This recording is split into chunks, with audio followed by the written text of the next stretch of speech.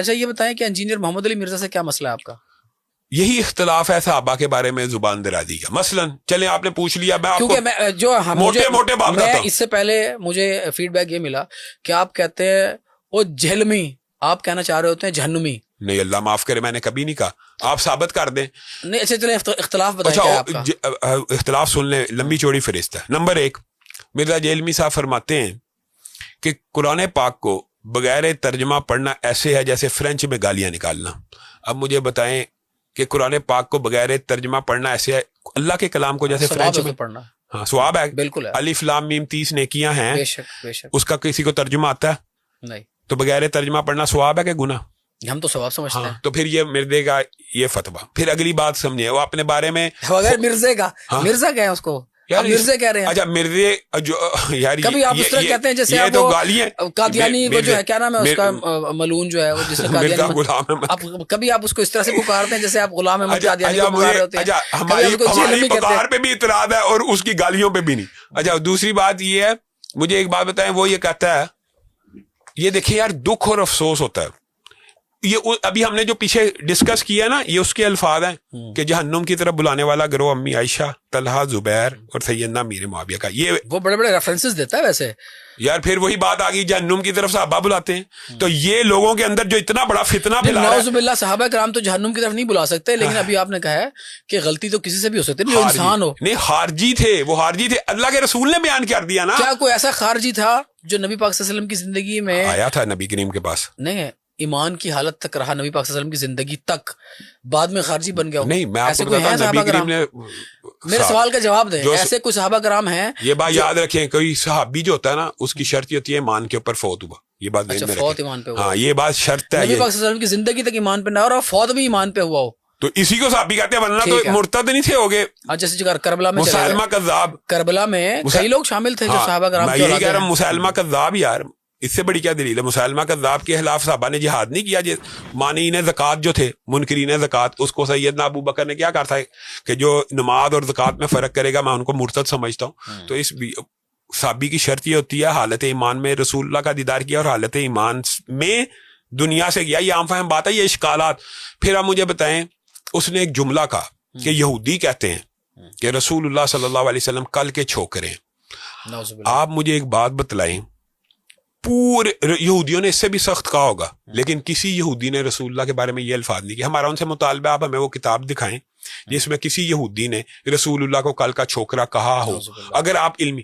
پھر انہوں نے جواب دیا, یار چھوکرا کون سی ایسی بات ہے, یہ تو چھوکرا کہنا بری بات نہیں ہے.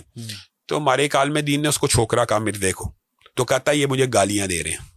اپنے بارے میں چھوکرا کہنا گالی ہے, اور رسول اللہ کے بارے میں. اور پھر اچھا اگلی بات سنیں, حسن تے شائی کوئی نہیں, نبی تے شائی کوئی نہیں, بڑھتا بڑھتا پہلے یہاں سے شروع ہوا, ولی تے شائی کوئی نہیں, امام تیمیہ تے شائی کوئی نہیں. اس نے کبھی نہیں کہا نبی تے شائی کوئی نہیں. میں آپ کو دکھا دیتا ہوں, میں آپ کو ابھی آپ بیٹھے میں ابھی آپ کو دکھاتا ہوں. اچھا پھر وہ جس تناظر میں کہتا ہے وہ بھی بتاتا ہوں, میں بتا دیتا ہوں.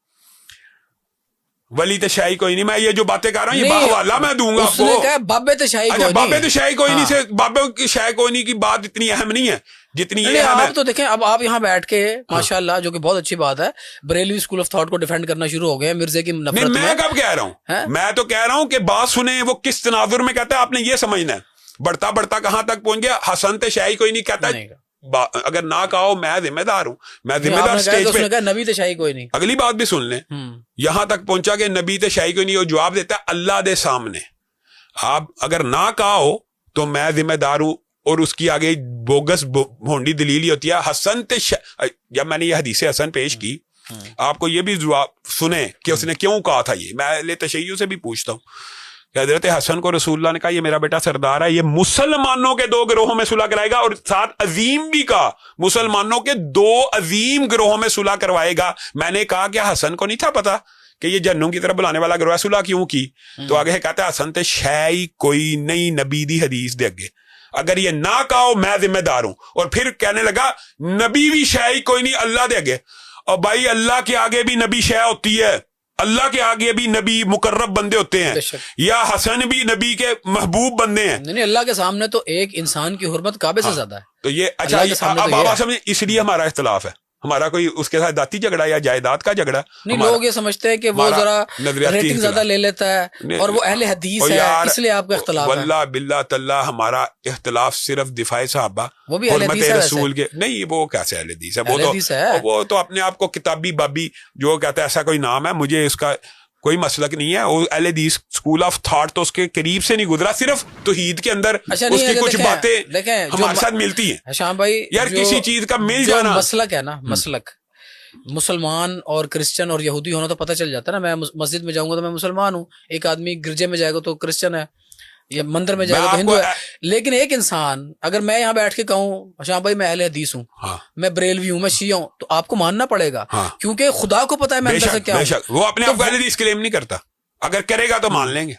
اچھا یہی کہہ رہا ہوں. اب آپ بات سمجھیے. اور اہل حدیث اسکول آف تھاٹ کی ایک آپ کو بتا دیتا ہوں. کوئی ایک اہل حدیث نہیں وہ ہو سکتا جب تک وہ تمام صحابہ کے جنتی ہونے کا قائل نہ. میں آپ کو عقیدہ بتا رہا ہوں. وَكُلًّا وَعَدَ اللَّهُ الْحُسْنَى کی جو آیت ہے کہ ہر صحابی رسول, آپ کو ویسے اسٹوڈنٹ کہتا ہے مولانا اسحاق صاحب کا, ہاں اسحاق جہلوی کا, وہ اس کو بھی لوگ اہل حدیث سمجھتے ہیں. پکا رافضی تھا, ہاں پکا رافضی تھا. یعنی صحابہ کے بارے میں آپ کو عقیدہ بتا رہا ہوں. یعنی جو اہل بیت کی محبت میں سرشار ہو جائے گا اس کو آپ رافضی کہہ دیں گے؟ نہیں, جو کسی ایک صحابی کو بے ایمان یا منافق کہے گا ہم اس کو رافضی کہتے ہیں. یہ فرق ذرا سمجھ لیں. منافق اور نہیں کسی کو کہا, وہ اپنی ریسرچ بیان کرتا ہے بیچارہ.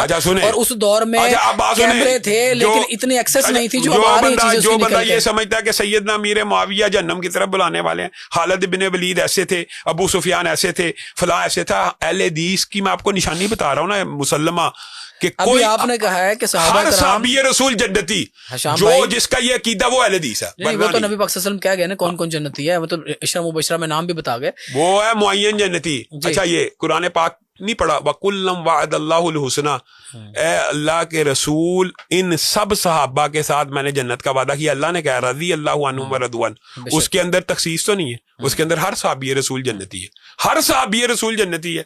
یہی عقیدے کا ڈفرنس سمجھ, جب تک آپ پرابلم نہیں نہ سمجھیں گے مسئلہ حل نہیں ہوگا. یہ مرزا جہلمی اور اسحاق جہلوی کہتے ہیں کہ اہل حدیث سارے صحابہ کو جنتی مانتے ہیں. جہلوی کا مطلب کیا ہے؟ اسحاق جہلوی, ہاں کیا مطلب جہلوی کا کیا مطلب ہے؟ جو آپ نے اسحاق جہلوی کی بات کی ہے اس کا نام اسحاق جہلوی ہی ہے. اچھا آپ شاید جہالت سے رہے ہیں. وہ جھال والا ایک گاؤں ہے. جی جی مجھے پتا ہے. ہاں تو اب بات سمجھیں, وہ ہے ویسے اسم با مسمہ ہی. تو اسحاق جہلوی صاحب یا مرزا جہلمی صاحب اپنے آپ کو اہل حدیث کہتے رہے ہیں ویسے نہیں کہا. اسحاق جہلوی اور مرزا جہلمی کا یہ نقطہ نظر ہے کہ اہل حدیثوں کے ہم قریب ہیں اور اہل حدیث ہمارا اتفاق ہو جائے گا. یہ جو 12-13 ہے نا, 12-13 صحابی, ان کو اگر یہ برا مان لیں, کیوں مان لیں جن کو اللہ نے اچھا ماننا ہے. اچھا پھر آگے سے ایک دفعہ عجیب بات کرتا ہے, کہتا ہے رضی اللہ تو میں کہہ لیتا ہوں, رضی اللہ تو میں کہتا ہوں, لیکن اور یار اللہ کے الفاظ کہہ رہا ہے کہ رضی اللہ نے کہا ہے, اللہ ان سے راضی ہے, تو ناراض ہو جائے گا تو کیا فرق پڑ جائے گا. تو ہم یہ 12-13 کی تخصیص کے قائل نہیں ہیں. اہل حدیث وہی ہے جو سارے صحابہ کو جنتی مانگے گا.